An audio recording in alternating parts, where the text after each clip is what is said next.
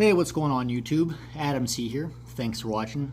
Sorry I've been away for a bit. You guys know I've been a bit busy with a water catastrophe that killed well over $1,000 worth of fish. But before I get into what happened, what caused it, because I did find out, and which fish it all killed, I'll start on a positive note. You guys have heard me complain many times before. Any artificial plant I've ever had, I hate them. It's because I could never find anything unique. All of them at PetSmart or Petco looked the same. I usually ended up just getting a couple for either cover for the fish or for just a dash of color in the tank in general. But the people at Elite Cichlids reached out to me. I'll put a link to their website and Facebook page in the description. I didn't realize they even existed, but they make custom plants. The two over there on the left are the 300. They made both of those custom for me. I just said I wanted some long flowing plants with a little bit of cover. It really turned out really well. They could have made that plant 10 foot tall if I wanted. So I have other plants in them as well. I'll show it at a later date, but check them out if you're looking for any kind of cool plants. So first off, what fish all died? I'll start with my list here. 8-inch male Malawi trout, dead. 6-inch male trout. 6-inch female trout. 10-inch Malawi gar, wild. 4 female Malawi gar, 5 inches. 7-inch wild Tyrannochromis macrostoma male, 5-inch macrostoma female. 7-inch Taniolethrinaut versicauda yellow female. 7 out of my 10 Buccochromis heterotania at 4-inch, all dead. 8 of 10 of my Mylachromis plagiotania 3-inch breeding group, 8 of 10, all dead. That's well over $1,000 worth of fish, but that's not even really what bothers me the most. What bothers me more than that is twofold. One, the problem with the water was an incredible amount of ammonia got in the water, just out of nowhere when I did a water change. Never had an issue before, not in 10 years. I came down to find the fish floating, banging against the glass, some on the sand. The ammonia was well over 3 parts per million. All the fish that died, their gills were just cooked red, which means it was just burning them up. So I wouldn't even be surprised if the surviving fish that I have problems down the road. There was such a drastic change in water conditions for them during the water change that it just destroyed a lot of them. So it was a painful death for them. I hate the thought of that. And also, you know, my goal in my fish room is I breed these large haps, and they take years sometimes to get to breeding size.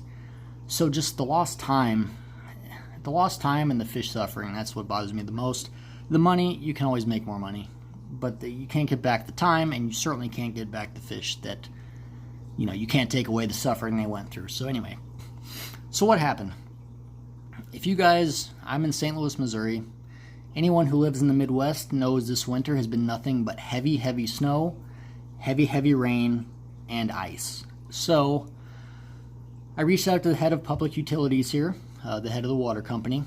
I'm surprised he was willing to talk with me. He was actually quite friendly. He said in times like this, when there's that much precipitation, be it via snow, ice, or rain, they keep an eye out on the water levels because there's a lot of excess runoff that makes its way into the water system. And especially during times when there is salt on the roads, you know, to melt the ice for driving, they're very conscientious of adding extra ammonia to the water to treat it, to disinfect, when they think there could have been runoff from excess rains, snows, especially when there's road salt involved. It does make sense to me. In the past, I have received mailings saying, hey, this week from these days, we're going to do an extra flushing. We're going to do some treatments. I've gotten notices on that before. I was able to, you know, if we wanted to boil some water for drinking, I could do that. If I wanted to, you know, avoid water changes, I could do that. I understand this is not that kind of case. They didn't have time to send out mailings to everybody as it was pouring down 5 inches of rain in 2 days after it iced the day before and there was salt all over the road. So they didn't have time to do that. I totally get it. They have to treat the water like that. But the level of ammonia that was put into the water, though it's quote-unquote safe for people, it just wrecked my entire fish room. This 300, the 125 on the other side of the room that had the gar, the 75 in the fish room that had the Mylachromis, it just wrecked them. You guys saw the picture of the water tests that I took. I'll include that again so you can see it. It was just crazy. Overall, you know, I take that as my fault. Like I said, I've been keeping these fish for 10 years. I've never had a single problem. I do water changes by sucking water straight out of the tank, straight into the sink via a python, and I fill it back up straight from the tap right into this tank or any tank. And while I'm doing it, I'm adding water treatment as water is going into the tank. So it just so happens that that individual day, or that it was probably a 2 to 3 day period, I did water changes on 3 of the tanks. Those 3 got straight up wiped out. If I had done water changes on everything, I could have lost almost all the fish that I've, you know, worked a long time to grow up and raise. And that's one of the reasons that I never do water changes on all my tanks in one day, is just for that fact that if something does happen, the only reason these fish are even still alive is because I was able to catch them out of here and move them into another 125 that I had not done a water change on. If they had stayed in here, there's nothing I could have done. You can add all the safe in the world you wanted to, Seachem Safe or the Prime. It's going to do a huge hit on the ammonia, but also that stuff, if you use it to excess, can suck the oxygen out of the water. So either the ammonia would have killed them, or if I put enough safe in there to treat that ridiculous level of ammonia, that safe would have sucked enough oxygen out of the water, they would have suffocated. So if I didn't have extra tanks ready to go at all times, just for whatever may come up, because you guys know in the fish keeping hobby, anything can happen anytime and you don't even know why sometimes. So all these guys I got out as quick as I could. I'm sure if I hadn't had a spare tank, well actually 5 spare tanks to put them in, this tank would have been completely wiped out. Granted, I just read to you, this whole list of fish that died. That list would have been a whole lot longer if I hadn't kept fresh water waiting in a tank ready to go just for situations like this. So my 10 years of paranoia ended up paying off, but I was too complacent with my situation. I was so comfortable doing water changes from the tap right into the tank. Most of the time I would even start pouring the water into the tank from the tap, and I would just go sit down and watch TV or something, and I wouldn't even watch the water as it was going in, just because I'd never had a problem in 10 years. I was so used to it going well, I never expected anything to happen. Lesson learned. No matter how long you do it, some things you got to keep such a close eye on or it will burn you. So anyway, guys, that's the short end of it. Going forward, I do have a new system in place. I'm already using it.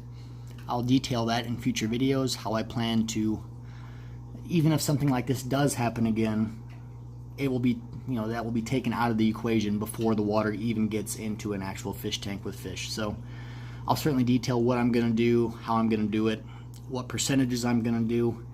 I had been doing 75% water changes on all my tanks.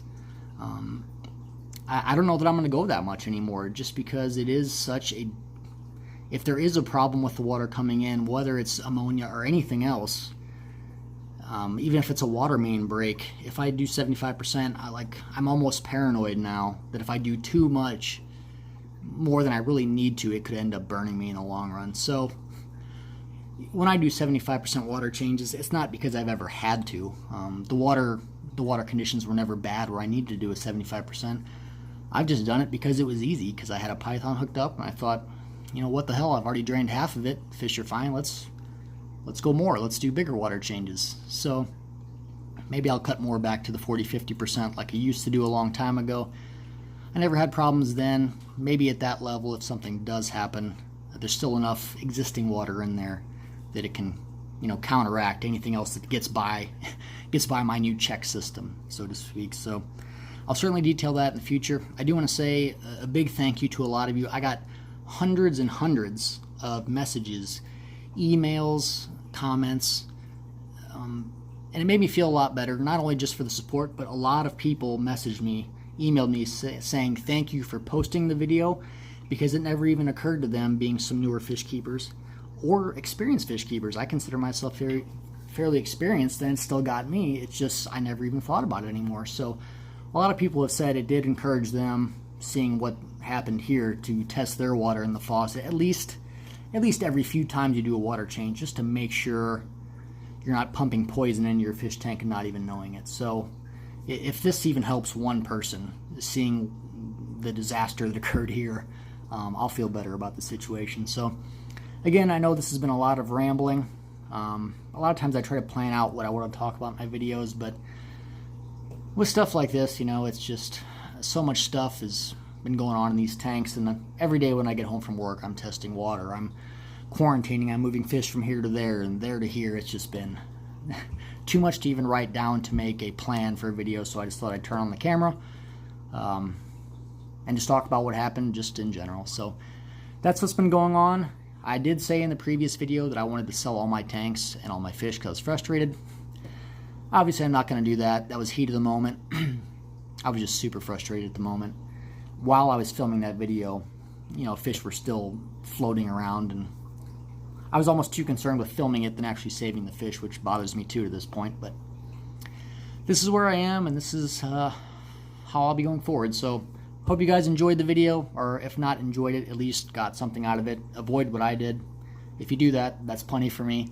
Like I said, if you guys do want to check out some custom plants, get something cool made that no one else has, check out Elite Cichlids.